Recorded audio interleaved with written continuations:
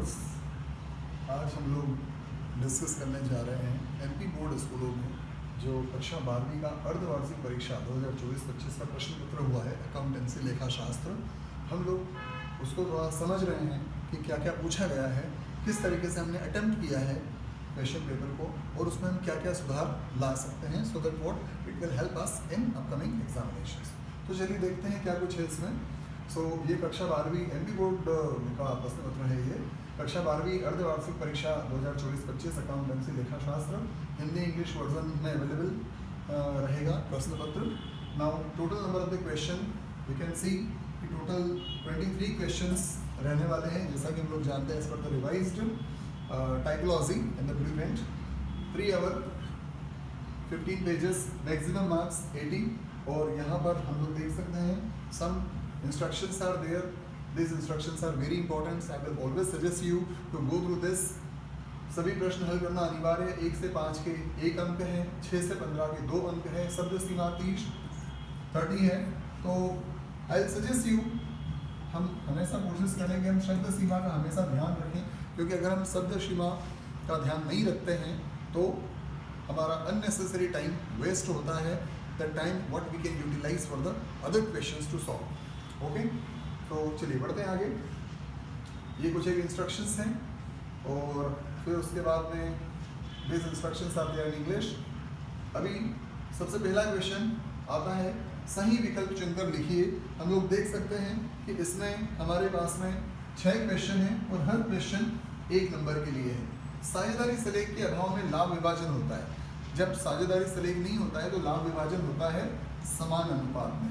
समान अनुपात में होता है, ये हम लोग जानते हैं। अगला प्रश्न है, वास्तविक औसत लाभ का सामान्य लाभ पर आधिक्य। देखिए क्या बता रखा है, वास्तविक औसत लाभ और सामान्य लाभ।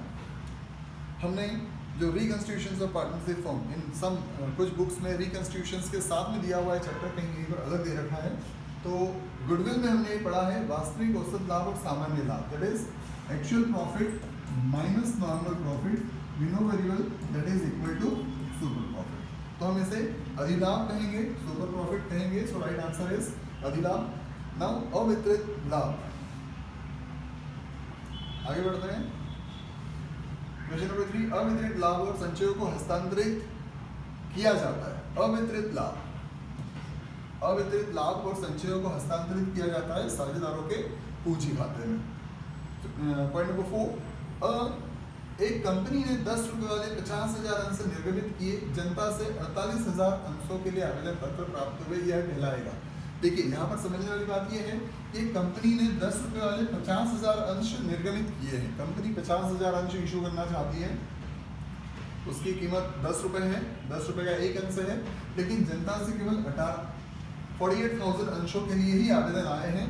तो मतलब कंपनी ज़्यादा अंश बेचना चाहती थी लेकिन आवेदन कम अंशों के लिए आया है, तो हम इसे कहेंगे अल्प अभिदान, that is under subscriptions. Hopefully it is clear. आगे बढ़ते हैं। 5th है, ऋण पत्र जिसका हस्तांतरण केवल सुपुर्दगी मात्र से हो जाता है, ऐसे ऋण पत्र। देखिए हमने टाइप्स ऑफ ऋण पत्र पढ़ रखे हैं, टाइप्स ऑफ डिबेंचर पढ़ रखे हैं हमने, है ना। कई तरह के डिबेंचर होते हैं, कई तरह के ऋण पत्र होते हैं, लेकिन यहाँ पर बात हो रही है ऐसे ऋण पत्र जिनका हस्तांतरण केवल सुपुर्दगी मात्र से हो जाता है। तो इस तरह के ऋण पत्र को कहा जाता है वाहक ऋण पत्र, या इंग्लिश में बैरर डिबेंचर। अगर वो डिबेंचर मेरे पास में है, मैंने आपको दे दिया, वो आपका हो गया, आपने किसी तीसरे को दे दिया, वो उसका हो गया। ठीक है, आगे बढ़ते हैं। पूंजी संचय को कंपनी के चिट्ठे में किस शीर्षक के अंतर्गत दिखाया जाता है। देखिए पूंजी संचय, कैपिटल रिजर्व को कंपनी के चिट्ठे में किस शीर्षक के अंतर्गत दिखाया जाता है। चालू दायित्व, चालू संपत्तियां, अंश पूंजी, या संचय एवं आधिक्य। तो this will come under the reserve and surplus. संचय और आधिक्य के अंतर्गत पूंजी संचय को दिखाया जाता है। तो सही जवाब इसका जो है वो संचय व आधिक्य है। थोड़ा सा मैं इसको तेज इसलिए बता रहा हूं ताकि हम पूरे क्वेश्चन पेपर को कवर कर सके। This is the English version of the same questions. रिक्त स्थान की पूर्ति कीजिए। अगला प्रश्न आ गया हमारे पास में, रिक्त स्थानों की पूर्ति कीजिए। अगेन यहाँ पर 6 क्वेश्चन हैं और एक क्वेश्चन 1 नंबर के लिए है।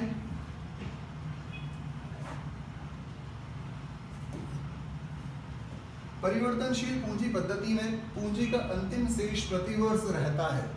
अगर परिवर्तनशील पूंजी है तो उस स्थिति में पूंजी का अंतिम शेष प्रतिवर्ष बदलता रहता है, चेंज होता रहता है ना।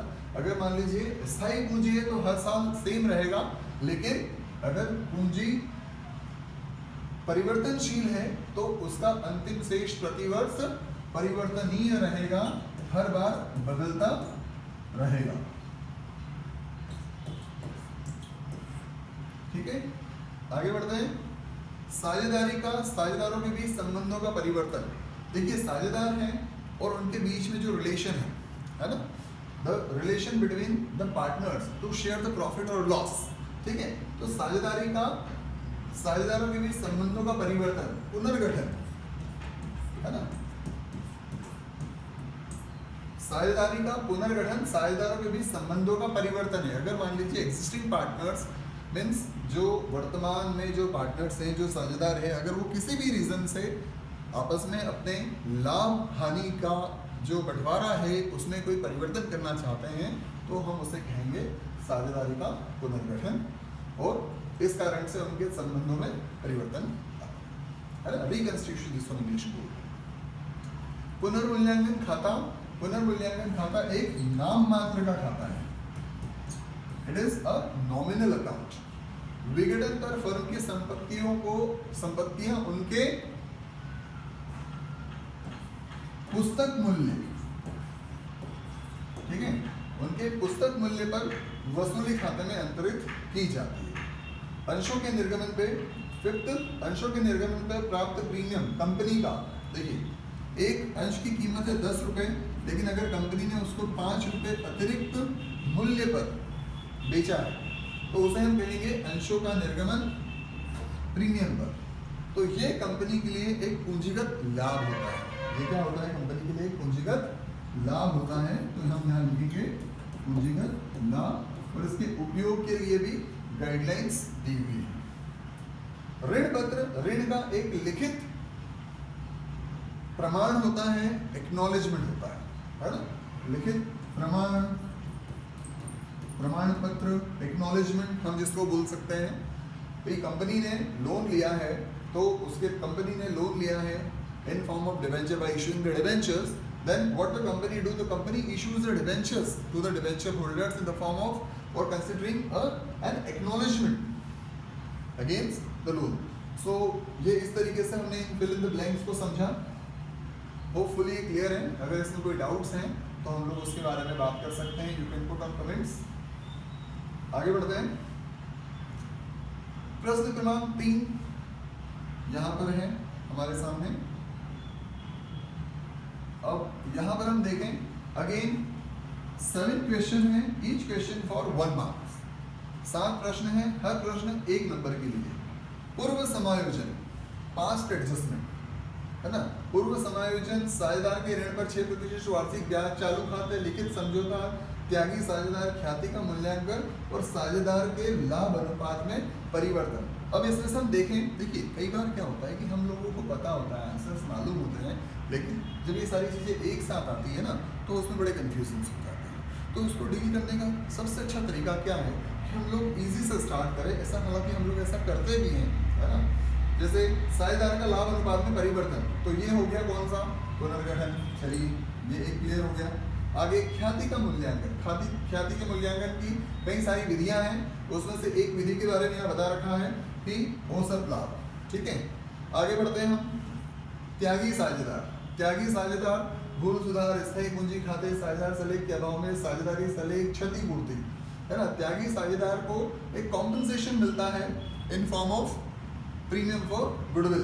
तो त्यागी साझेदार के लिए हम उसको क्षतिपूर्ति का मामला मान सकते हैं। लिखित समझौता क्या है? साझेदारी सलेख के अभाव में, है ना। साझेदारी सलेख के साझेदार के ऋण पर 6% वार्षिक ब्याज। लिखित साझेदारी सलेख के अभाव में उनको 6% से इंटरेस्ट मिलेगा जो भी साझेदार ने लोन उस पर दिया है। चालू खाते किस स्थिति में बनाए जाते हैं? जब साझेदारी संस्था में चालू खाते कब बनाए जाते हैं? जब पूंजी स्थायी होती है ना। स्थायी पूंजी की स्थिति में हम चालू खाते और पूंजी खाते दोनों बनाते हैं। लिखित समझौता है ना। लिखित समझौता क्या है? गुण सुधार। अब देखिए ये एक ऑप्शन बचा है ना। तो लिखित समझौता होने से क्या होता है कि किसी भी तरह की कोई कंफ्यूजन नहीं रहता है, कभी भी कोई गड़बड़ी नहीं होती है कि नहीं पहले तुमने इतना प्रॉफिट मांगा था, अभी आप इतना प्रॉफिट मांग रहे हो।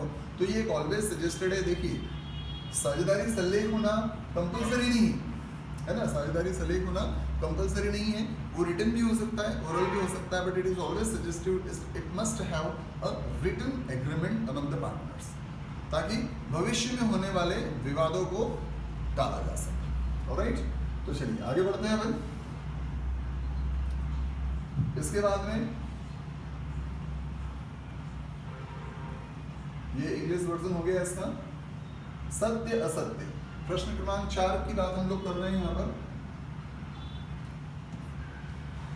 यहाँ पर फिर से 6 प्रश्न हैं और एक प्रश्न का 1 नंबर है। होपफुली आपको क्लियर हो रहा है। This is just the video is prepare just to guide you people that how to attempt it, और कुछ एक उसमें जो कंडीशंस हैं उनको हम समझें और उन चीज़ों के ऊपर एनालाइज करें कि ये हमारे लिए कैसे आने वाले प्रश्न पत्रों में हेल्पफुल हो सकता है। सत्य असत्य में उत्तर दीजिए, है ना। बड़ा आसान सा होता है ये। ख्याति एक मूर्त संपत्ति है। मूर्त और अमूर्त। मूर्त दैट इज टेंजिबल, जिसको छुआ जा सकता है, जिसको देखा जा सकता है। अमूर्त जिसे छुआ या देखा नहीं जा सकता है, लेकिन उसका आभास किया जा सकता है, उसका इफेक्ट हम लोग बिजनेस में देख सकते हैं। तो ख्याति एक मूर्त संपत्ति है? जी बिल्कुल नहीं, ख्याति एक मूर्त संपत्ति नहीं है, वो एक अमूर्त संपत्ति है, वो एक इंटेंजिबल एसेट। ठीक है। परिवर्तनशील पूंजी की दशा में साझेदारों के चालू खाते बनाए जाते हैं? जी नहीं। चालू खाते कब बनाए जाते हैं? जब पूंजी स्थायी हो। देखिए ये इसके ऊपर वाले एक क्वेश्चंस के साथ में क्लैश भी कर रहे हैं, है ना। तो ये भी हो गया असत्य। आगे नया अनुपात माइनस पुराना अनुपात, लाभ प्रति अनुपात। क्या old minus new minus old ratio, है ना। न्यू माइनस ओल्ड रेशो से क्या निकल करके आता है ना। Sacrificing ratio is equal to old minus new, where the gaining ratio is new minus old. So लाभ प्रति अनुपात। जी बिल्कुल, नए अनुपात में से पुराना अनुपात घटाते हैं तो लाभ प्रति अनुपात निकलता है। तो ये सही जवाब है या सत्य है, जिसको हम बोल सकते हैं। ए, बी और सी क्रमशः 3, 2, 1 के साझेदार हैं। बी निवृत्त होता है। ए तथा सी का नया अनुपात 3:2 होगा। देखिए इसको थोड़ा सा हम लोग ध्यान से समझें, है ना।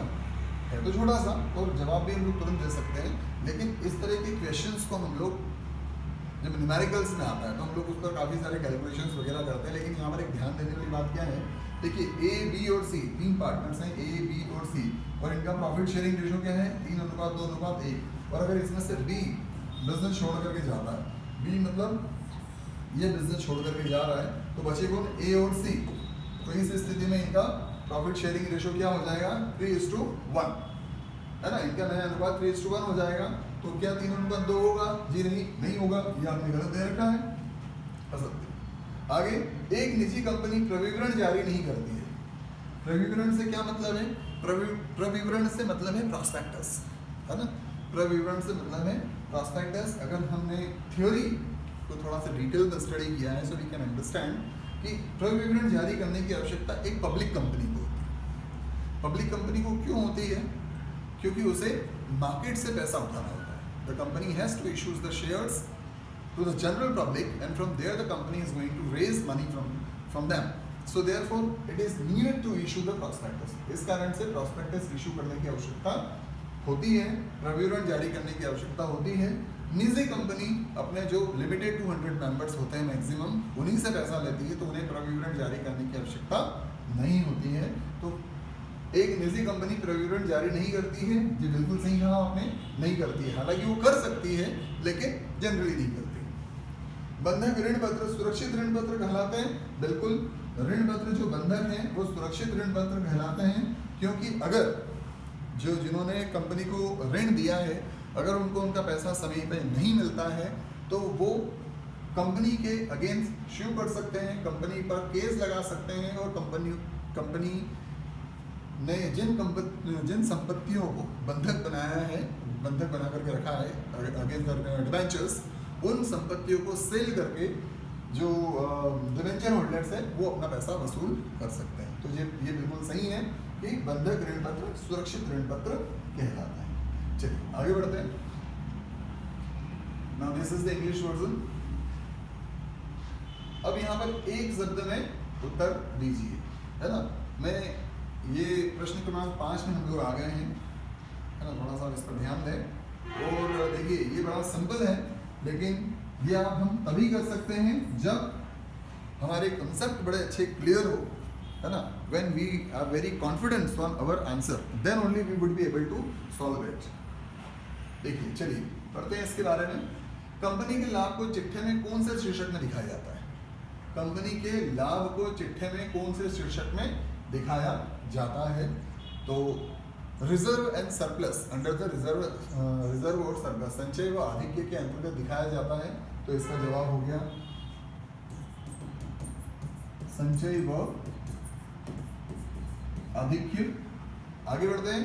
प्राप्य विपत्र को चिट्ठे में कौन से शीर्षक में दिखाया जाता है? प्राप्य विपत्र